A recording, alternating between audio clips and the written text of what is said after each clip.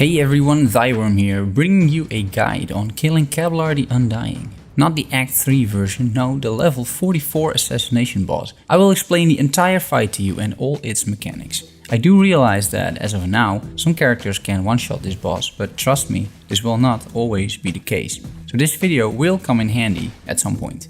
The fight is the same for each difficulty level. On Master difficulty, everything just hurts a lot more and Kablar has more health, but the mechanics are exactly the same. Let's get started. This battle consists of 4 phases. Phase 1. In Phase 1, Kablar arrives on this large circular platform. You see all the square parts around here, the little plateaus. Those are the places Kablar lands, and those are the spots where you can damage Kablar. This fire-breathing dragon has quite a few abilities in the first phase. During the entire phase, Kablar puts poison clouds on the ground. They do AoE poison damage and should be avoided. Kablar also casts lightning orbs that fly all over the screen.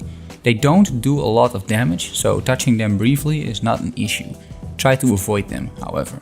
Kablar spawns minions every now and then. There are usually 6 of them, and Kablar summons both spellcasters and melee minions. The melee guys will instantly walk to you, but the spellcasters can start wreaking some havoc from afar, so I suggest you deal with those before you continue the fight. Then there's attacks and abilities that come from Kablar itself. What's interesting and very well designed is that these abilities vary based on the distance between your hero and Kablar. If you stand close to Kablar, he does 2 attacks. He bites, which should be dodged if at all possible because it does a lot of damage, and he does a slow-moving fire-breathing attack from one side to another. Get some fire resistance and this fire damage is manageable. The bites are certainly a lot more dangerous. Once you move away from the boss till right about here, Kablar stops biting and starts using his wings to attack you. You're out of range of his sharp teeth, but now you have to deal with a double wing blast that does a lot of damage and knocks you back as well. Once again, if at all possible, avoid these attacks using your shift abilities. Also at this range, Kablar uses the Fire Breathe ability. If you move even further away from Kablar in this phase, you are completely out of reach. No more bites or wing blasts. Instead, Kablar takes off, flies away and rains hell upon you. He does this with 3 different abilities. 1. Kablar uses its wings to create a huge gust of wind, enveloping the entire platform in a small storm. You take damage which you can only avoid using your dodge abilities, but this is one that you just have to heal through or maybe use a potion.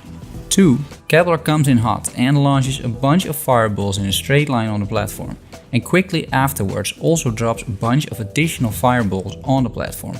All these attacks are indicated with red circles, but you can end up in a position where this attack is really hard to dodge. Once again, fire resistance is your friend.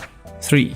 Kablar launches himself from the sky onto the platform indicated by the expanding red circle. He crashes onto the plateau, knocking back everyone that is still in the red circle. This attack can be avoided and you should do so. These 3 attacks keep on going if you don't get your ass back to one of the plateaus. Once you arrive at a plateau, Kablar will land at the plateau and start biting or wing blasting again, depending on your distance to Kablar. My suggestion would be that you try to avoid moving too far away from the boss. Kablar's attacks when not on a plateau are very dangerous and should be avoided at all costs. It's much easier to deal with the bites and wing blasts than it is to handle the storms or massive amounts of fireballs. Phase 1 lasts until you drop Kablar down to 50% HP. Then Phase 2 starts. Phase 2. If you don't know what you're doing, you will die at the start of Phase 2. And quickly, too. At the start, Kablar engulfs the entire platform in fire, and if you're standing on the platform at this time, you die. So, where do you need to go? Here, to the right side of the platform. That's the point where a pillar will drop down and open up a bridge for you on which you can escape the platform. After Kablar has roasted the entire platform, he starts walking towards you, constantly breathing fire. If you come into contact with that fire, you die. Your job is to keep moving towards the right side of the screen, killing the mobs along the way and destroying the chains. Keep doing this until you reach the platform all the way to the right. This is where Phase 3 starts. Phase 3. Phase 3 is a lot easier than Phase 1 because Kablar doesn't have as many abilities anymore. There's really only a few left and some still exist. The poison clouds are still spawning on the ground. The lightning orbs are still present as well, but they don't pose a huge threat. Also, the adds are still spawning, so deal with those. Kablar himself does two different fireball attacks. He either spits the fireballs from his mouth in a cone-like attack, or he drops them from the sky, indicated by a little red circle. Both fireballs attack do huge fire damage and should be avoided. There's also random meteors crashing all over the screen. They damage you and they also damage Kablar. In order to get to the last phase, you need to put Kablar in chains and pull those chains tightly, so he's forced on the ground and can't fly anymore. There's two harpoons, one on each side of the platform. Activate the two harpoons in quick succession.